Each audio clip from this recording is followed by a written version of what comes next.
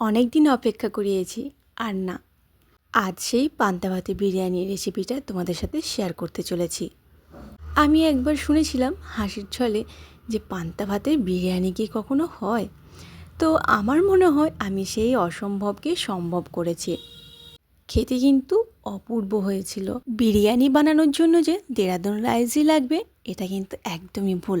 হঠাৎ খেতে মন চাইলে যে কোনো চাল দিয়ে বিরিয়ানিটা বানিয়ে নিতে পারবে, এটা আমি উপলব্ধি করলাম। আগের দিনে বেশ অনেকটা ভাত আমার বেঁচে গেছিলো, তাই ভাবলাম এই ভাতগুলোর কি করা যায়, যেটা সকলে আঙুল চেটেপুটে খেয়ে নিমেষের মধ্যে শেষ হয়ে যাবে। যেমন ভাবনা তেমন কাজ।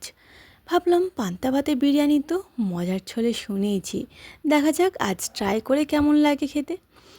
চটজলদি ডিম আর আলু সেদ্ধ করে নিলাম। আলু কিন্তু খুব বেশি সেদ্ধ করা যাবে না। এবার একটা কড়াইয়ের মধ্যে সর্ষের তেলটাকে বেশ ভালো করে গরম করি, তার মধ্যে লবণ হলুদ দিয়ে ডিমগুলোকে ফার্স্ট একটু লালচে করে ভেজে উঠিয়ে রাখলাম। এবার ওই তেলের মধ্যেই আলুগুলোকেও বেশ একটু লালচে করে ভেজে উঠিয়ে নেব। আমি আলুটা সেদ্ধ করার সময় কিন্তু সামান্য একটু হলুদ দিয়েছিলাম, তাই আলুটা একটু হলুদ দেখাচ্ছে। লবণ হলুদ দিয়ে আলুটাকে এইভাবে ভেজে নিলে খেতে কিন্তু বেশ ভালো লাগে, আর আলুর ভেতরে বেশ লবণটাও ঢুকে যায়। আলুটাও ভাজা হয়ে গেছে, আলুটাকে তুলে রাখলাম।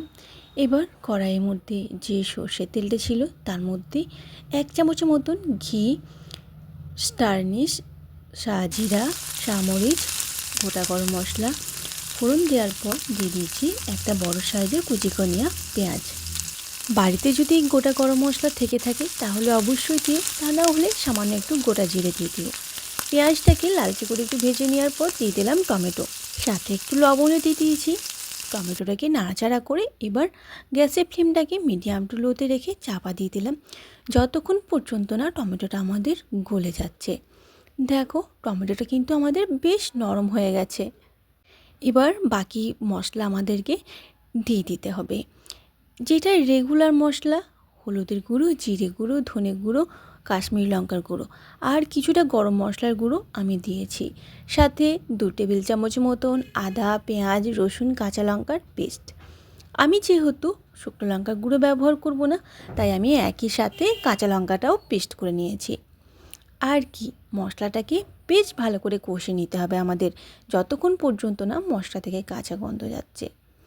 এদিকে আমার কাছে টক দই ছিল, তাই আমি 2-3 টেবিল চামচের মতন টক দইটাও দিয়ে দিয়েছি। মশলাটাকে কষে নেওয়ার পর দিয়ে দিলাম এখানে ভেজে রাখা আলু আর ডিম। মশলার সাথে বেশ কিছুক্ষণ এই ডিম আর আলুটাকেও আমাদের কষে নিতে হবে।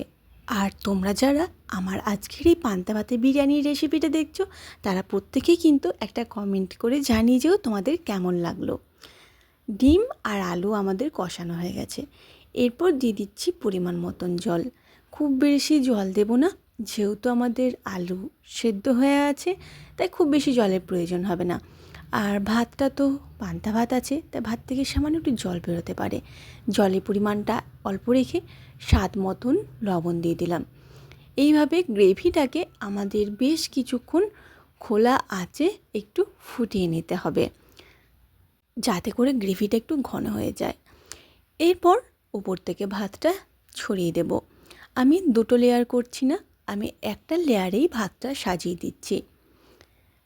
জামবাটির গায়ের মধ্যে কিন্তু তোমরা জলের সে শুষ্ক দাগটা সেটা বুঝতেই পারছো। আর ভাতটা কিন্তু আমি আর আলাদা করে গরম করলাম না, এই ভাতটা অনেকক্ষণ আগে বের করে রেখে দিয়েছিলাম, তাই ঠান্ডা ভাবটা কেটে গেছে। এবার আর কিছুই না, যেমন বিরিয়ানির লেয়ার সাজানো হয়, স্বাদ মতন লবণ, বেরেস্তা। আমি বেরেস্তাটা কিন্তু আগেই বানিয়ে রেখেছিলাম। তোমরা অবশ্যই একবার ট্রাই করো, তারপর আমাকে জানিও তোমাদের কেমন লাগলো। এখানে আমি সামান্য একটু কেশর ছিল, সেটা দুধের মধ্যে ভিজিয়ে রেখেছিলাম, সেটা দিয়ে দিলাম। তোমাদের কাছে না থাকলে স্কিপ করে যেও। এবার বিরিয়ানি মশলা, যেটা অবশ্যই দিতে হবে। তারপর দিয়ে দিচ্ছি এখানে 1 চামচের মতন কেওড়া জল, 1 চামচের মতন গোলাপ জল আর সামান্য একটু মিঠা আতর। আমি কিন্তু এসব মিঠা আতর, গোলাপ জল, কেওড়া জল সব কিছুই অল্প অল্প করে দিয়েছি, যেহেতু পান্তা ভাতে বিরিয়ানি বানাচ্ছি, তাই সামান্য একটু ফ্লেভারের জন্য দিয়েছি মাত্র। সবশেষে উপর থেকে ধনেপাতা ছড়িয়ে ঢাকা দিয়ে মিনিট 5 এইভাবেই লো ফ্লেমে ফার্স্ট আমি কুক করে নিয়েছি। তারপর যেভাবে বিরিয়ানির দমে দেয় সেইভাবে একটা তাওয়ার মধ্যে বসিয়ে মিনিট 10 আমি এটাকে দমে বসিয়েছিলাম, যতক্ষণ পর্যন্ত না এটা বেশ ঝরঝরে হচ্ছে। একটু উল্টে পাল্টে নিলে রেডি। আহা, সেই পান্তা ভাতের বিরিয়ানি এখনও মুখে লেগে আছে যেন। যতটা চিন্তা করছিলাম এই এক জামবাটি ভাত আমি কিভাবে শেষ করব, সেইভাবেই নিমেষের মধ্যে এই এক জামবাটি ভাত কিন্তু শেষ হয়ে গেল।